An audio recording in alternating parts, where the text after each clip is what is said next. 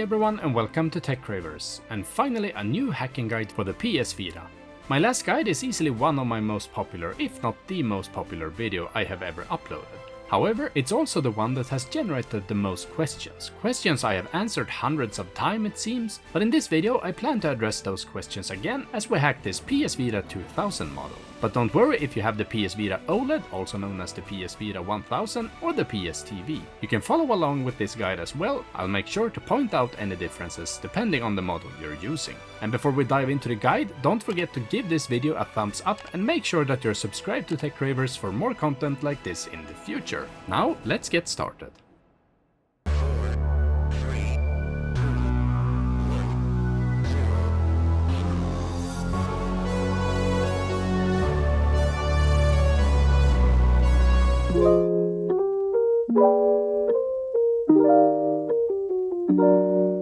You don't need much to hack your PS Vita, but there are three essential things that you should get before starting. First, of course, is the PS Vita itself, whichever model you prefer. In my last guide, I hacked my PS Vita OLED using this method, but this time I'll be working with this awesome looking glacier white PS Vita 2000. I also highly recommend getting an SD to Vita adapter. This will allow you to store all your themes and games on a microSD card, which is much more affordable than those ridiculously expensive PS Vita memory cards. I'll include links down below where you can get the adapter on Amazon, as well as my favorite microSD cards. And one last thing before we begin, this hack works regardless of your console's region. For example, the one I'm using here is from Japan.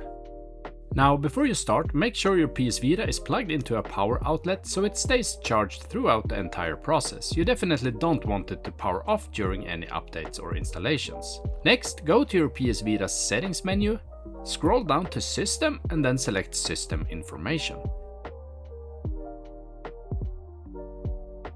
Here you want to ensure that you're on the latest official firmware, which is 3.74. If your firmware is lower than 3.74, update your PS Vita using the System Update function in the settings menu. You can also see that I only have the default 1GB of free space, but more on that later.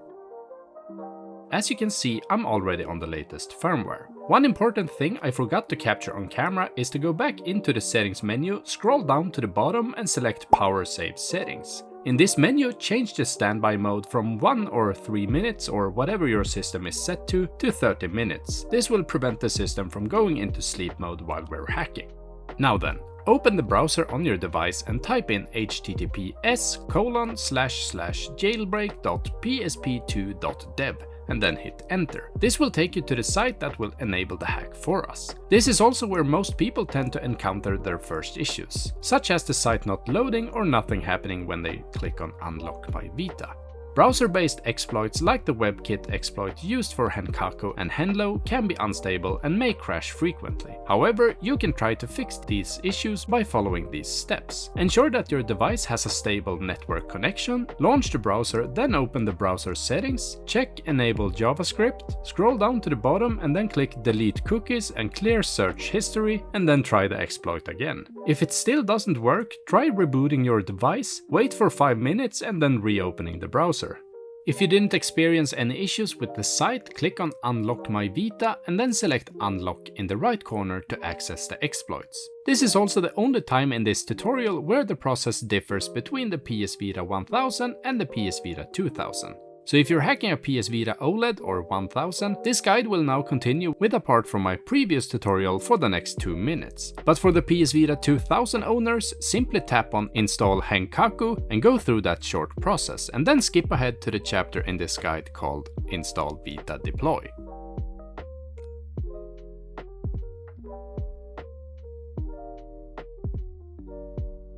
And you will be taken to this HENlo bootstrap menu, and if you have the PS Vita 2000, you can tap Install HENkaku and skip ahead. But all of you who has the PS Vita 1000 model, as I have here, you need to follow my exact steps. Click on Replace Near with VitaDeploy, and you will get this warning, and if you want to continue, press this square button. An installation will start and then it will reboot your device. Once you're back on your Vita, tap the browser again and once again click through the HENlo unlock site.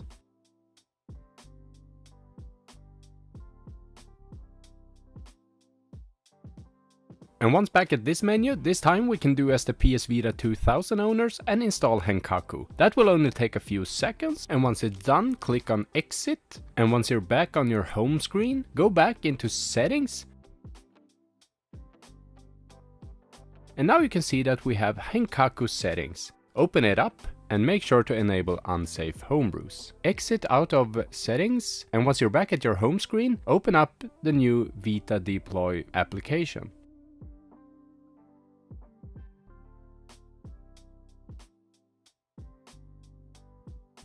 And from here, go to Miscellaneous, and now we're gonna set up our PS Vita 1000's internal storage. And to do this, we're creating an internal memory card.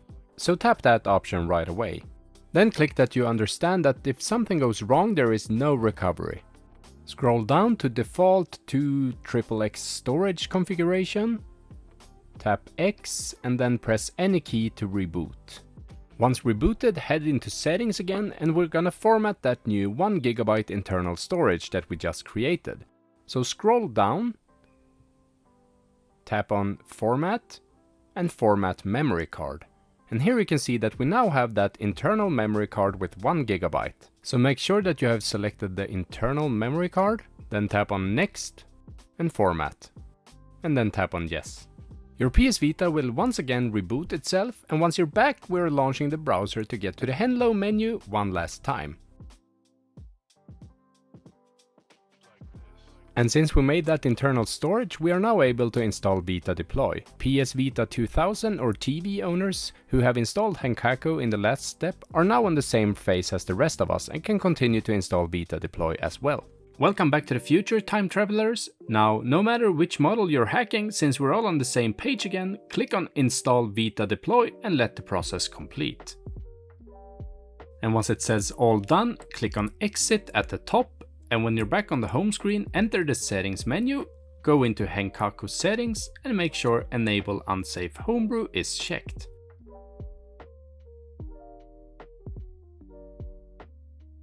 Now it's time to downgrade our Vita's firmware back to version 3.65.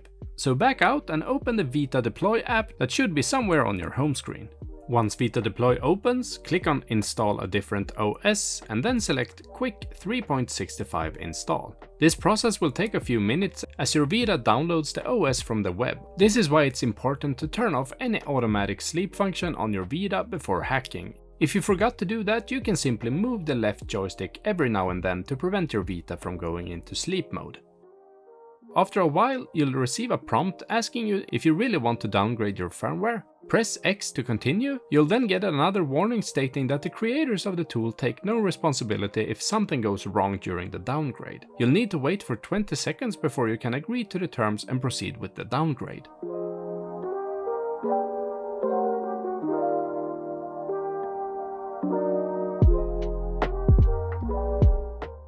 Your Vita will now finally reinstall the OS on your device, but on the lower 3.65 version. Your Vita will then automatically reboot once the installation is complete.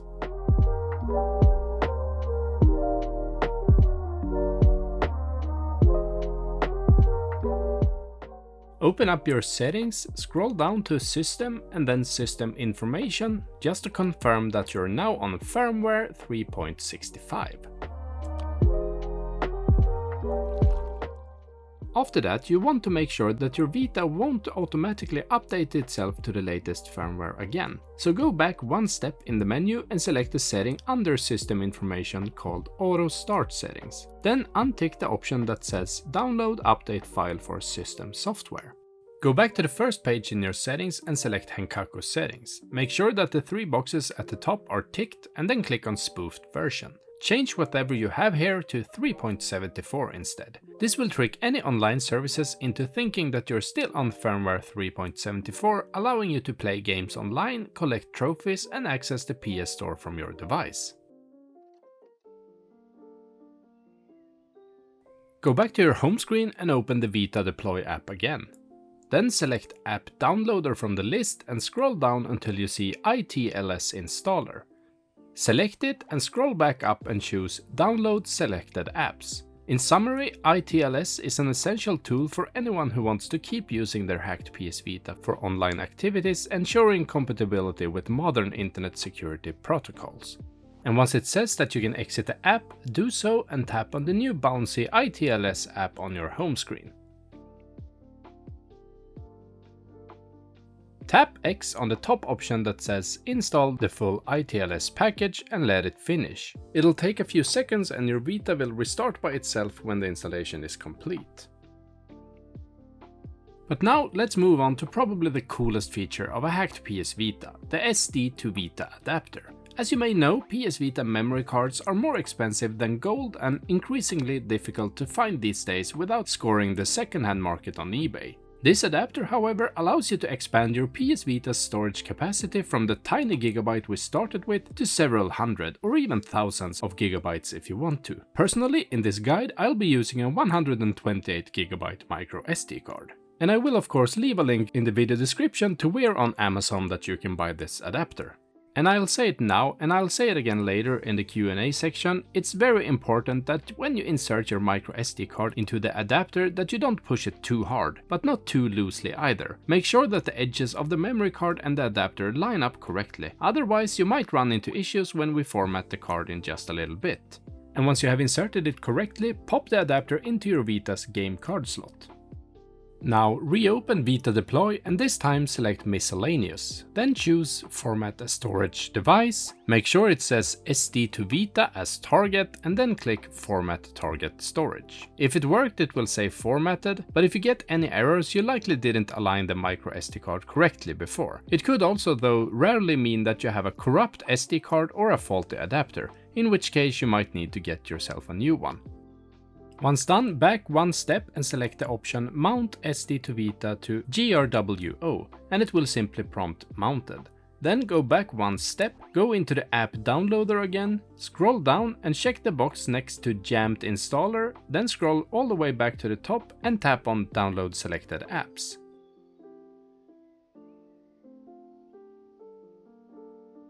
Once your Vita has finished downloading and installed Jammed, go back to your home screen and click on the Jammed bubble.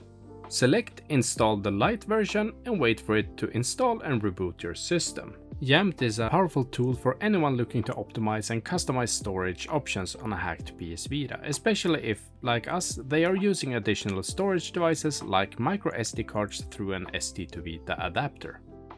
Anyway, once rebooted, open your system settings and scroll down to Devices.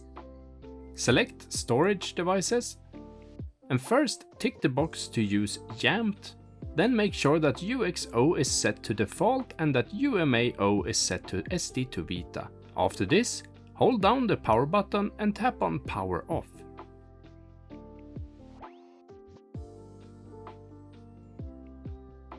Once it's completely off, power it back on and head into your VitaDeploy app. From here, once again head into the app downloader and just as we've been downloading apps before, this time select VitaShell from the list and then tap on Download the selected apps to download and install it. VitaShell is a file browser for your PS Vita and we needed to move some system files from the old internal storage to our new expanded storage. And once it says it's okay to exit the app, do so and head back to your home screen. This time, open up the newly installed VitaShell app. And what we're about to do now might seem a bit overwhelming, but just follow my instructions exactly and this will go quickly and smoothly. The only annoying part is that some versions of VitaShell require you to click on X, while others require you to click on circle. But don't worry, you'll get the hang of it. Hi, sorry for interrupting the guide. I just want to say that the control confusion has nothing to do with VitaShell. After filming this part, I realized that I'm using a Japanese PS Vita here, where they confirm with circle and go back with X for some reason. This is consistent across all software and games. However, this can be swapped out with another hack, which I will show you in an upcoming video instead. Once again, sorry for the interruption. Now we can get back to hacking. Use your D-pad to scroll down to UXO and press circle or X if circle doesn't take you inside the UX folder. Now scroll down to highlight any of the folders in the list and press triangle to bring up a new menu. Select Mark All and press circle to select all files. Press triangle again and this time scroll down to copy and press circle to copy all the files you just selected. Back out one step by pressing X or circle if your controls are different, you'll notice which one works for you. And once you're back at this home directory, select UMAO instead, which is your SD2Vita mounted SD card. Go down to select the only file you can see in there and press triangle again. This time scroll down to paste and press circle or X depending on which of the buttons confirms the action on your device. For me it was circle. You should notice that your device starts copying all the files we selected earlier and pasting them onto your microSD card. And now it's downhill from here. Once you're done, go back to your home screen and open settings again. Go into devices and then storage devices. This time change UXO from default to SD2Vita and then change UMAO from SD2Vita to memory card. After you've done that, hold down the power button and tap power off. Power on your device again and head back into settings. Scroll down to system and then system information and take a good look at that marvelous new storage capacity, fit for a king. And before we get to the Q&A section of this video, I want to recommend a few apps to get on your modded Vita. Open VitaDeploy and go back into App Downloader.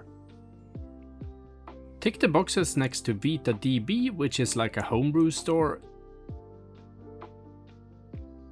Then Adrenaline, a fully functional PSP emulator that actually turns your entire PS Vita into a PSP, allowing you to run PSP games natively.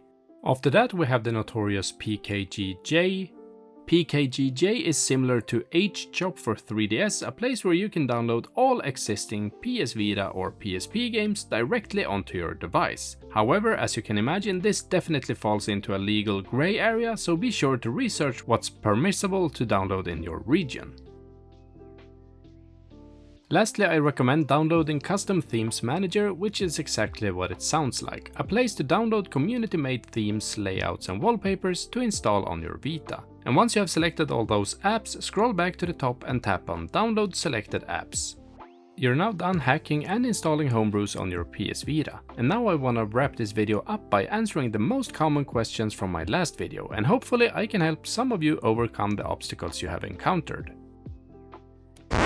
Alright, let's start this. One of the most popular questions is regarding that PKGj does not show anything. When you first open PKGj, it might be empty. You just have to press the triangle button and then scroll down to refresh and confirm. If you want to filter, choose your filter, then hit refresh again and the list will update. Another common question is that PKG needs an update, but you don't need to update PKGj. The updates are usually just small bug fixes and performance improvements. Just press no, then refresh the list by pressing the triangle button and selecting refresh. If you want a separate video on how to update the PKGj app, leave a comment down below. Many of you are experiencing that the screen turns black and you can't get it back on. This is why you should always turn off any auto sleep functions before hacking. But if your screen by accident goes black, the PS button stays blue and the screen won't turn on. Hold the power button for 30 seconds to hard reset it. Then start the device again and redo the process. But you should really avoid letting this happen, since in the worst case scenario it could even brick your device. A lot of you are also getting the message "could not corrupt the JSArray" when trying to unlock your Vita from the HENlo site. This happens because your Vita couldn't manipulate the JavaScript array as intended. But there's an easy fix to this. Go to the browser settings by clicking the 3 dots in the corner of your browser, then click on delete cookies and clear search history. Relaunch your browser and the unlock button should now work. Format failure can unfortunately be because of a few different reasons. The most common issue, however, is that you have either pushed the microSD card into the SD to Vita adapter too hard or too loosely. Check on it and make sure it's properly aligned. If it doesn't work, it could also be due to a faulty SD card or even a faulty adapter, meaning that you have to get another one. The next issue that people commonly ask about is an actual error code. error C2128281. This error can be fixed in a few different ways. The most popular method is to restart your device a few times and keep trying to get past the error. If that doesn't help, try deleting cookies in your browser, formatting your memory card, resetting your Wi-Fi settings, or even running your PS Vita in safe mode. To do this, turn off your device, hold down the R button plus PS button plus power button for 5 seconds, then select the Rebuild Database option. Sometimes, when copying files between UXO and UMAO, the process can be extremely slow, an hour or more for 20 GB of files. That's also when you can encounter the VitaShell error code OX800100005. To try to counter this error code and speed this up, install the full version of Jammed instead of the light version and make sure your Vita stays on and does not go into sleep mode while copying. The easiest way to copy files more quickly is to do it on a fresh PS Vita without many files. It could also be that you need to get a faster microSD card. If that's the case, toss that slow one in the trash and upgrade to a better one. And that's it for my updated ultimate hacking guide for the PS Vita. I've tried to answer as many questions as possible, but it really comes down to this. Follow each step precisely and you won't run into any problems unlocking your PS Vita's full potential. Many of the error codes that pop up can be avoided if you invest in a good memory card from a reputable manufacturer. I'd also recommend buying 2 SD to Vita adapters right away, just in case you end up with a faulty one. I sincerely hope this guide has helped you out and that it can engage as many of you as the previous video did. Feel free to leave a thumbs up and a comment down below to let me know how it went for you. Thank you so much for watching and remember to subscribe to my channel. See you in an upcoming video. TechCravers out.